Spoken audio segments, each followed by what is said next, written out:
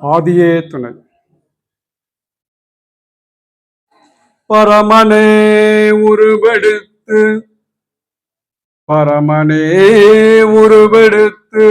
பாரிடை குருவாய் வந்த துறவலர்க்கரசே காமி தொன்மறை புகழும் தேவே.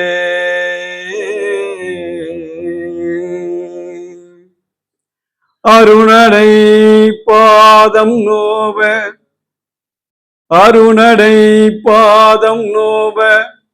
அடிமைக்காயிரங்கி வந்த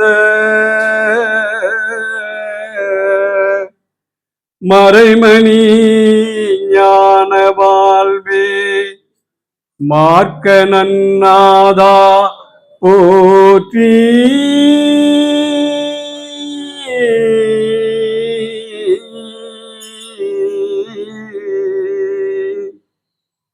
பெற்றதாய்தனை மகமறந்தாலும்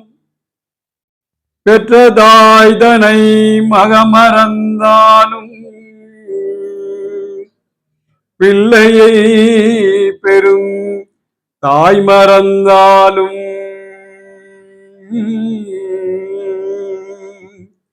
உற்ற தேகத்தை உயிர் மறந்தாலும்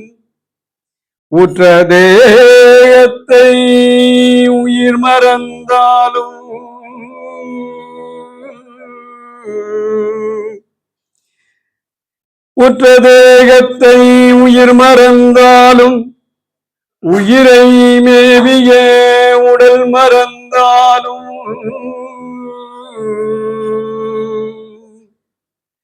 கற்ற நெஞ்சகம் கலை மறந்தாலும்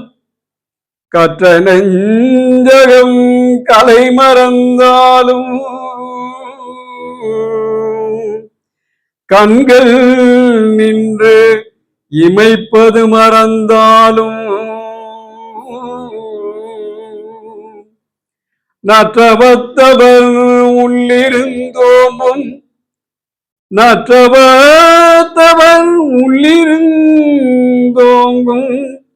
நம் தெய்வத்தை நான் மறவேனே.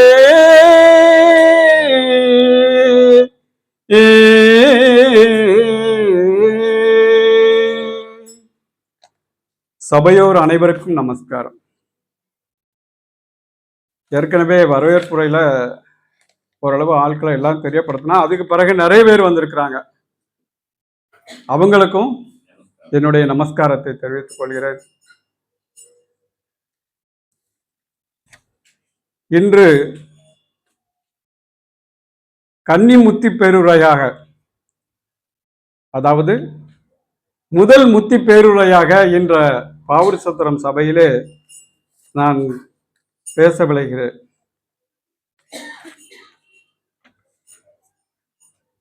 தெய்வத்தயவால் இந்த முத்தி பேருரை மிகவும் சிறப்பாக அவர்கள் நடத்தி தருவார்கள் என்ற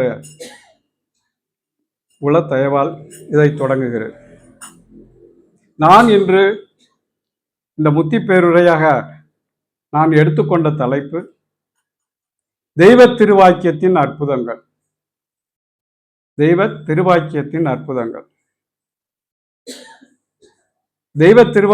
அற்புதங்கள் என்ற தலைப்பிலே யமபடரடிபடு கோடாயுதக்கோர் தெய்வ திருவாக்கியம் 4 வாக்கியங்களை மட்டும் எடுத்துக்கொண்டு நான் தெரிந்து கொண்ட வகையிலே, நான் விளங்கிக் கொண்ட வகையிலே உங்களோடு நான் பகிர்ந்து கொள்கிறேன்.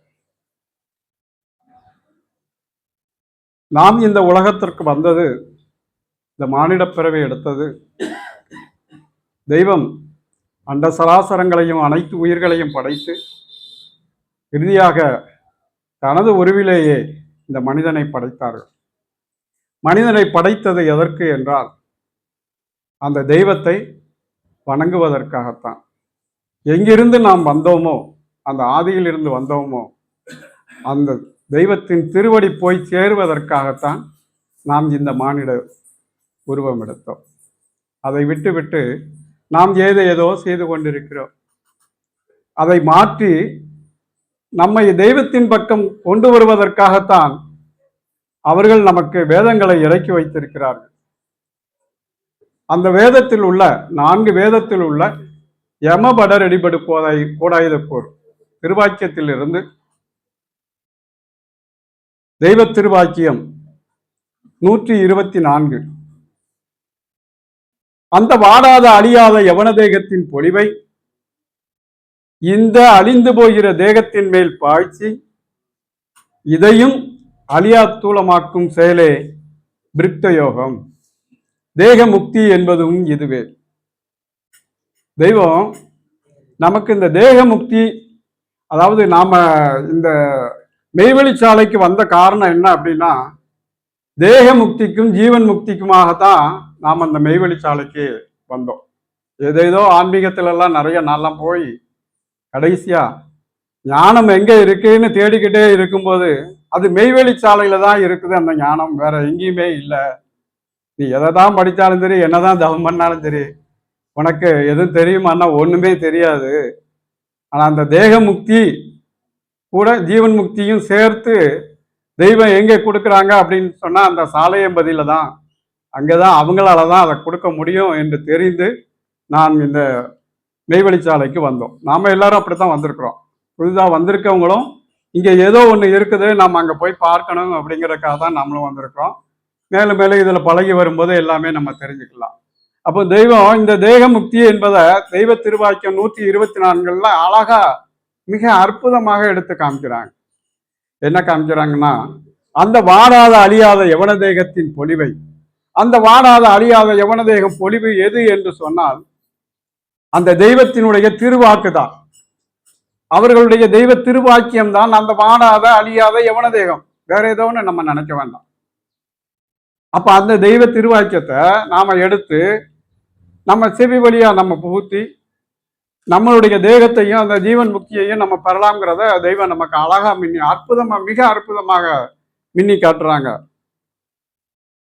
அந்த தெய்வ திருவாக்கியம் என்ன அப்படின்னா, அந்த வாழாத அழியாத யவன தேகத்தின் பொலிவை இந்த அழிந்து போகிற தேகம், அந்த தூள உடல் என்னைக்காவது ஒரு நாள் அது அழிந்து போகக்கூடிய ஒரு தேகம்தான்.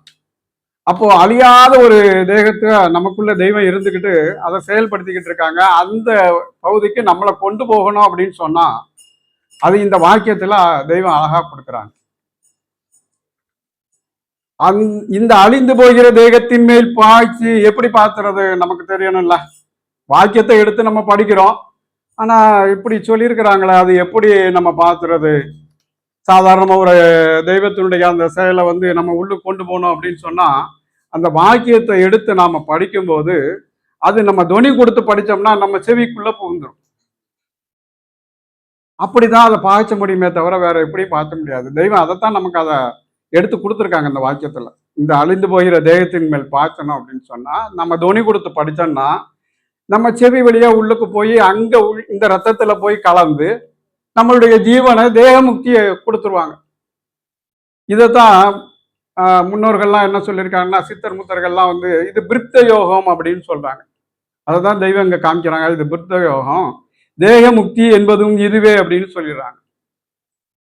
தேக முக்தியோட ஜீவன் முக்தியும் நமக்கு இங்க அடுத்த வாக்கியத்திலே கொடுத்துட்றாங்க.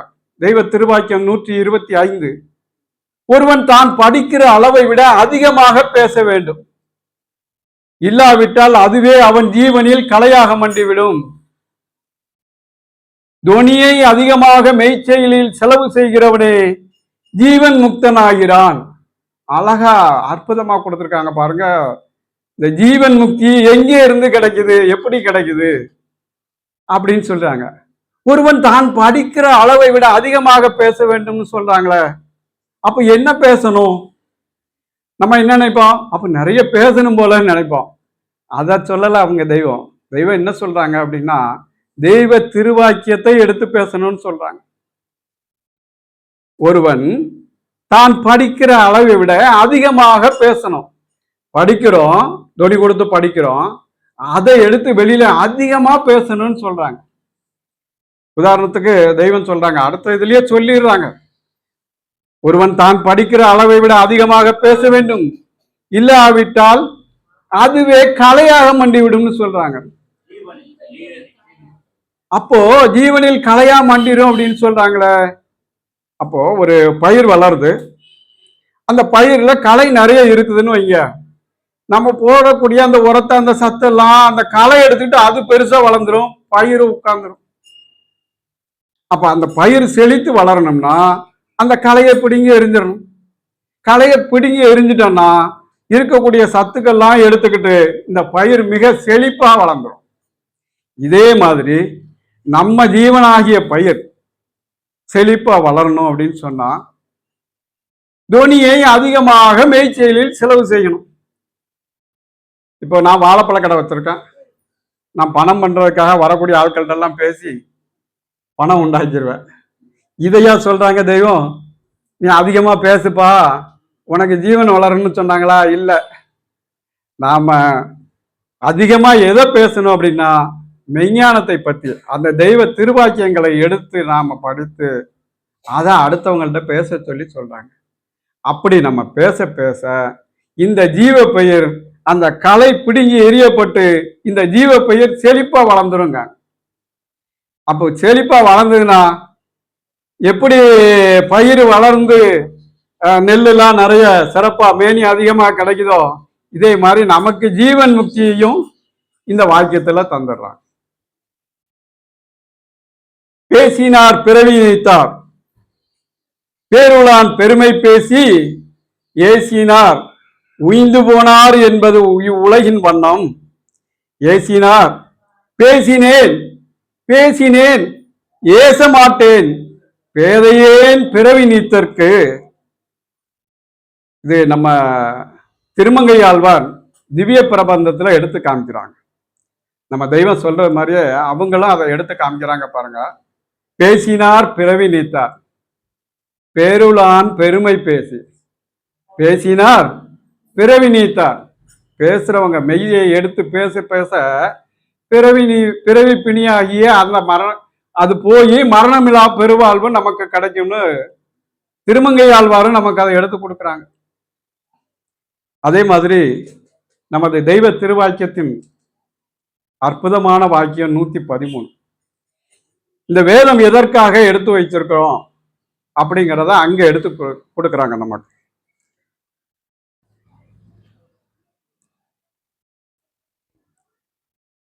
நூத்தி 13வது வாக்கியம், உன் ரட்சிப்புக்குரிய தேவரகசிய செயலே இங்கு வாக்கியமாக இறக்கப்படுகிறது. உன் ரட்சிப்புக்குரிய தேவரகசிய செயலே இங்கு வாக்கியமாக இறக்கப்படுகிறது. அதை உன் செவியில் வாங்கி சிந்தித்து பிறரிடம் பேசுவது தாபத்தை காண எத்தனையோ மடங்கு அதீதமான உன்னதமுடையதுன்னு நம்ம தெய்வம் நமக்கு திருவாய் மலர்ந்து இருக்காங்க பாருங்க. உன் ரட்சிப்புக்குரிய, நம்ம ரட்சிக்கப்படணுங்கிறக்காக தான் மெய்வெளிச்சாலைக்கு வந்திருக்கோம். அப்போ இங்க எப்படி ரட்சிக்கிறங்கிறது தெய்வம் நமக்கு எடுத்து கொடுத்துடுறாங்க. அது அற்புதமா கொடுக்குறாங்க பாருங்க அந்த வாக்கியத்தை. உன் ரட்சிப்புக்குரிய, அது என்னதுங்காங்க? தேவ ரகசிய செயல். தேவ ரகசிய செயல வேற எங்க போய் கேட்கறது? தெய்வ வாக்கியத்துல இருக்குங்காங்க. நம்ம தேவ ரகசிய செயல் வெளியில போய் எங்கேயாவது கேட்டா கிடைக்குமா? ஒன்னும் கிடைக்காது. இங்கதான் கிடைக்கும். மெய்வெளிச்சாலையில தெய்வம் எடுத்து கொடுத்துருக்காங்க வாக்கியத்துல, வேதத்துல. போய் ஏதோ போய் கஷ்டப்படாண்டாம்பா, 22 ஆண்டு காலம் நான் பாடுபட்டு பெற்ற கைமுதல் என் கையில இருக்கு, எவ்வளவு பேர் வேணுமோ வந்து எடுத்துட்டு போங்க, திருடு மட்டும் திருடி கொண்டு வேணாலும் போங்க ஐயா. தெய்வம் எவ்வளவு அழகா நம்மகிட்ட நெருங்கி வந்து சொல்றாங்க பாருங்க. அப்போ நம்ம இத சாதாரணமா விட்டுற முடியுமா? இத உள்ளுக்கு ஏறி ஏறி நாம படித்து நமக்குள்ள ஏத்துறது தான் நம்முடைய சதா நேரமும் நம்மளை இயக்கிக்கிட்டு இருக்காங்களே. நள்ளிருளில் நட்டம் பைந்தாடும் நாதனை சிவபுராணத்துல சொல்றாங்க. நாம தூங்கிட்டு இருக்க, நீ தூங்கிட்டு இருப்பா, நான் ஒன்ன நான் பார்த்துட்டு இருக்கேன், நான் எழுப்பும் போது நீ எந்திரிச்சுக்கோ அப்படிங்கிறாங்க, எழுப்பி விடுறாங்க காலையில். நள்ளிருளில் நட்டம் பைந்தாடும் நாதனைங்காங்க. அந்த நாதன் நமக்கு அவ்வளவு சிறப்பாக வேதத்தை கையில கொடுத்துருக்காங்க. அந்த வாக்கியத்துல உன் ரட்சிப்புக்குரிய தேவரகசிய செயலை இங்கு என்னவா இருக்கான்? பாக்கியமாக இறக்கப்பெறுகிறது. அதை என்ன செய்ய சொல்றாங்க? அதை உன் செவியில் வாங்கி. அப்ப செவியில் வாங்கணும் அப்படின்னு சொன்னா நம்ம உறக்க படிச்சாதான் செவியில வாங்க முடியும். உறக்க படிக்கிற எந்த ஒரு விஷயமும் நம்ம நினைவுக்குள்ள போய் உட்காரும். அதுக்கு உதாரணமா சொல்லலாம். நம்ம சின்ன வயசுல பள்ளிக்கூடத்துல படிக்கும்போது வாய்ப்பாடு சொல்லி கொடுக்கும்போது ஆசிரியர் என்ன சொன்னாங்க? சப்தமா படிங்கடா. சப்தமா படிச்சா அவங்க தெரிஞ்சோ தெரியாமலோ சொல்றாங்க, சப்தமா படி சப்தமா படின்னு. நாம சப்தமா அந்த வாய்ப்பாடுகள்லாம் எடுத்து படிச்சு இன்னைக்கு 8-2-16 ஈஸியா சொல்லிடுறோம். அந்த நினைவுல போய் அங்க உட்காருதுன்னா அந்த செவி துணி கொடுத்து படிச்சாதான் நினைவுக்குள்ள போயிருக்கும். அதே மாதிரி வேத வாக்கியங்களை, திருவாக்கியங்களை பூரா நாம துணி கொடுத்து நம்ம உள்ளுக்குள்ள ஏத்திட்டோம் அப்படின்னா நமக்கு அந்த ரட்சிப்பு தெய்வம் எடுத்து கொடுத்துருவான். உன் ரட்சிப்புக்குரிய தேவ ரகசிய செயலை இங்கு வாக்கியமாக இறக்கப்படுகிறது. அதை உன் செவியில் வாங்கின பிறகு சும்மா உட்கார்ந்துருந்தா பிரயோஜனம் இருக்கான்? சிந்திக்கணும். சிந்தித்து அதை சிந்தித்ததோட விட்டுட்டா முடிஞ்சிருமா? அதை அடுத்தவங்கள்ட்ட எடுத்து எடுத்து எடுத்து பேசணும். எப்படி பேச பேச பேசத்தான் நமக்குள்ள அது அப்படியே போய் உட்கார்ந்துக்கிடும், தெய்வத்துக்கு பக்கம் போய் உட்கார்ந்துடும். பிறகு எப்போ தெய்வம் கேட்டாலும் எடுத்து எடுத்து கொடுத்துக்கிட்டே இருப்பாங்க. இது தவம் பண்ண வேண்டியது இல்லை. நீங்க உட்கார்ந்து இந்த துணி கொடுத்து இதை எதோ படிக்கிறோமோ அதை நினைவுக்குள்ள கொண்டு போய் வச்சுக்கிட்டு திரும்ப அதை பத்தி சிந்தித்து அடுத்தவங்கள்ட்ட அடிக்கடி பேசினா இதுவே போதும். இதுவே தவத்தைக்கான எத்தனையோ மடங்கு அதீதமான உன்னதமுடையது என்று தெய்வம் இந்த திருவாக்கியத்துல நமக்கு கொடுத்திருக்காங்க. அதோடு மட்டுமா? தெய்வ திருவாக்கியம் 242 மிக அற்புதமான வாக்கியம். நம்மை ஈசன் படைத்தான், வேதத்தையும் தந்தான். அந்த வேதத்தில் நாம் நடக்க வேண்டிய நேர் பாதை போட்டு காட்டியிருக்க அதை விட்டு விட்டு தள்ளுபட்ட கடையர்களைப் போல் வெறுதாவாக சுற்றி வருகிறோம். வேத ஏட்டில் உள்ளதை படிப்பதன் பயன் இறைவனை காண்பதுதான். தெய்வம் இந்த வாக்கியத்துல ரொம்ப அற்புதமான ஒரு விஷயத்த, ரகசியத்தையே வெளியிட்டுறாங்க. நம்மை ஈசன் படைத்தான். நம்ம படைத்தது நம்ம தாய் தகப்பன் இல்ல, அவங்க ஒரு மூல கருவிதான் அவங்க. அந்த மூலமாகிய அந்த தெய்வம் தான் நம்மளை படைத்தாங்க. படைத்தோடு மட்டும் விட்டுட்டாங்களா? இல்ல, வேதத்தையும் தந்தான். வேதத்தை எதுக்கு தந்திருக்காங்க? அப்பந்தான் நீ என்ன நினைக்க மாட்டாயா? நீ உன்னை எதற்காக நான் படைத்திருக்க? என்னை வணங்குவதற்காகவும் என்னோட வந்து திரும்பவும் அந்த திருவடி நிழல் போய் சேருவதற்காகவும் தான் நம்ம படைத்திருக்காங்க. அதைத்தான் இந்த வாக்கியத்துல அழகா அற்புதமா கொடுக்குறாங்க. நம்மை ஈசன் படைத்தான், வேதத்தையும் தந்தான். அந்த வேதத்துல நமக்கு என்ன கொடுத்திருக்காங்க? நாம் நடக்க வேண்டிய நேர்பாதை போட்டு காட்டியிருக்க அதை விட்டு விட்டு தள்ளுபட்ட கடையர்களைப் போல் வெறுதாவாக சுற்றி வருகிறோம். அதை என்னன்னே பார்க்காம நாம பாட்டுக்கு வேதத்தை வாங்கி அங்க வச்சுட்டு ஏதோ அப்பப்ப லேசா எட்டி பார்த்துட்டு திரும்ப போய் உட்கார்ந்துடுறோம். அது என்ன சொல்றாங்க அப்படின்னா, நீ இதை திரும்ப எடுத்து படிக்கணுங்கிறக்காகத்தான் இதுக்கு சொல்றாங்க. அதுக்கு ஒரு ரகசியத்தையும் அங்க வச்சிருக்காங்க. என்ன சொல்றாங்க இந்த வாக்கியத்திலே?